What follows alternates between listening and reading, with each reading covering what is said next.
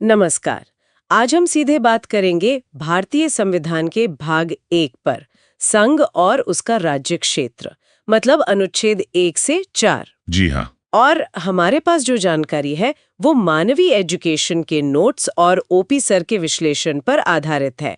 खासकर बीपीएससी शिक्षक और बीपीएससी एडी जैसी परीक्षाओं की तैयारी करने वालों के लिए ये काफी अहम है। बिल्कुल। तो चलिए जरा समझते हैं कि भारत की संरचना और सीमाओं को लेकर संविधान आखिर कहता क्या है। पहला ही अनुच्छेद है अनुच्छेद 1, जो कहता है भारत यानी इंडिया राज्यों का संघ होगा। ये नाम और ये राज्यों का संघ होना, इसका क्या मतलब है? ये सिर्फ शब्द तो नहीं है। नहीं, बिल्कुल नहीं। ये जो वाक्यांश है राज्यों का संघ या यूनियन ऑफ स्टेट्स, ये बहुत सोच समझकर इस्तेमाल किया गया है। यहाँ दिलचस्प बात यह है कि ये अमेरिका की तरह फेडरेशन ऑफ स्टेट्स नहीं है, जो राज्यों के बीच एक समझौते से बनता है। अच्छा। इसका मतलब ये हुआ कि भारत राज्यों के बीच किसी समझौते का परिणाम नहीं है और इसी वजह से किसी भी राज्य को संघ से अलग होने का अधिकार बिल्कुल नहीं है। ये भारत की मतलब अटूट एकता पर जोर देता है। संविधान बनाने वालों का मकसद साफ था, देश की अखंडता सर्वोपरि है। सही कहा, मतलब बुनियादी ऐसी रखी गई कि देश बटे नहीं, हमेशा एक रहे। हाँ। अच्छा, तो फिर आता है अनुच्छेद 2। ये संसद को शक्ति देता है कि वो संघ में नए राज्यों को शामिल कर सकती है या स्थापित कर सकती है। इसका क्या मतलब है? हाँ, अनुच्छेद 2 जो है वो मुख्य रूप से उन क्षेत्रों के लिए है जो भविष्य में भारत का हिस्सा बन सकते हैं। जैसे मान लीजिए कोई विदेशी क्षेत्र है जिसे भारत में मिलाना हो, जैसे पहले पुडुचेरी या गोवा का विलय हुआ था, वो इसी तरह की शक्ति का प्रयोग था। ये बाहरी क्षेत्रों को शामिल करने का एक संवैधानिक रास्ता है। समझ गई। और अनुच्छेद 3, ये तो मौजूदा राज्यों से जोड़ा लगता है और काफी महत्वपूर्ण भी, खासकर जब हम राज्यों के पुनर्गठन की बात करते हैं। हाँ, अनुच्छेद 3 तो बहुत ही व्यापक अधिकार देता है संसद को। इसके तहत संसद किसी भी मौजूदा राज्य का क्षेत्र बढ़ा या घटा सकती है, उसकी सीमाएं बदल सकती हैं, यहाँ तक कि नाम भी बदल सकती है। और तो और किसी राज्य को मतलब 2 हिस्सों में बांटकर या 2 या ज्यादा राज्यों को मिलाकर एक नया राज्य भी बना सकती है। अच्छा, पर इसकी प्रक्रिया क्या होती है? क्या राज्य से पूछा जाता है? हाँ, इसमें एक प्रक्रिया है। राष्ट्रपति उस विधेयक को जिसमें ये बदलाव प्रस्तावित हैं, संबंधित राज्य या राज्यों के विधानमंडल को उनकी राय जानने के लिए भेजते हैं।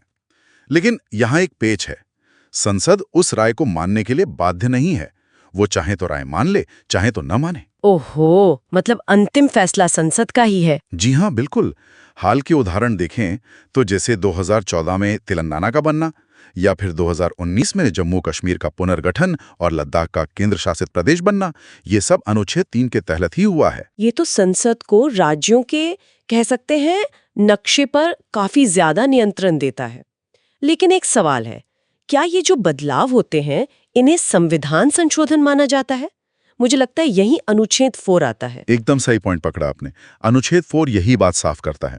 वो कहता है कि अनुच्छेद 2 के तहत यानी नए राज्यों का प्रवेश या अनुच्छेद 3 के तहत यानी मौजूदा राज्यों का पुनर्गठन जो भी कानून बनाए जाएंगे, उन्हें अनुच्छेद 368 के तहत संविधान संशोधन नहीं माना जाएगा। अच्छा, तो इसका मतलब क्या हुआ? मतलब ये हुआ कि यहाँ बात काफी दिलचस्प हो जाती है। संसद ऐसे बदलाव साधारण बहुमत से ही कर सकती है। इसके लिए वो जो विशेष बहुमत वाली जटिल प्रक्रिया होती है ना, उसकी जरूरत नहीं पड़ती। ये दिखाता है कि संविधान निर्माता देश की प्रशासनिक जरूरतों और एकता को ध्यान में रखते हुए एक तरह का लचीलापन चाहते थे। तो अगर हम इसे बीपीएससी शिक्षक या बीपीएससी एडी जैसी परीक्षाओं के नजरिए से देखें, जैसा कि मानवीय एजुकेशन के नोट्स और ओपी सर के विश्लेषण में भी आता है, तो कौन से पॉइंट्स हैं जो ध्यान में रखने चाहिए? हाँ, देखिए, परीक्षाओं के लिए कुछ चीजें बहुत जरूरी हैं। एक तो राज्यों का संघ का क्या मतलब है, ये ठीक से समझना। दूसरा, अनुच्छेद 3 के तहत संसद की क्या शक्तियां हैं और उसकी प्रक्रिया क्या है, खासकर वो राज्य की राय वाली बात। और तीसरा, अनुच्छेद 4 का महत्व कि ये बदलाव संविधान संशोधन क्यों नहीं माने जाते। सही।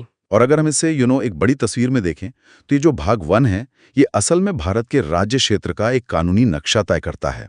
ये भारत के संघीय ढांचे में केंद्र की जो मजबूत स्थिति है उसे भी दिखाता है, खासकर जब देश की सीमाओं और अखंडता का सवाल हो। राज्यों को बदलने की ये शक्ति उसी मजबूत केंद्र का प्रतीक है। तो कुल मिलाके आज की चर्चा का सार ये है कि भारत राज्यों का एक संघ है जो टूट नहीं सकता। संसद के पास अनुच्छेद 2 और 3 के तहत काफी व्यापक शक्तियां हैं, नए राज्य बनाने की भी और मौजूदा राज्यों में बदलाव करने की भी। और अनुच्छेद 4 ये सुनिश्चित करता है कि ये प्रक्रिया ज्यादा जटिल न हो, ये संविधान संशोधन नहीं माने जाते। ये हमारे देश की भौगोलिक और राजनीतिक संरचना की नींव है और परीक्षाओं के लिए तो खैर महत्वपूर्ण है ही। बिल्कुल। और ये सब जानने के बाद एक सवाल मन में आता है जिस पर शायद श्रोता भी सोच सकते हैं कि संविधान बनाते समय वो क्या दूरदर्शिता थी जिसने एक ऐसा संतुलन साधा। मतलब एक तरफ तो भारत की एकता और अखंडता को इतना मजबूत बनाया कि कोई राज्य अलग न हो सके, और दूसरी तरफ जरूरत पड़ने पर प्रशासनिक सुविधा के लिए राज्यों की सीमाओं या नामों में बदलाव करना भी आसान रखा। ये जो लचीलापन और दृढ़ता का अनोखा मेल है, ये वाकई सोचने लायक बात है।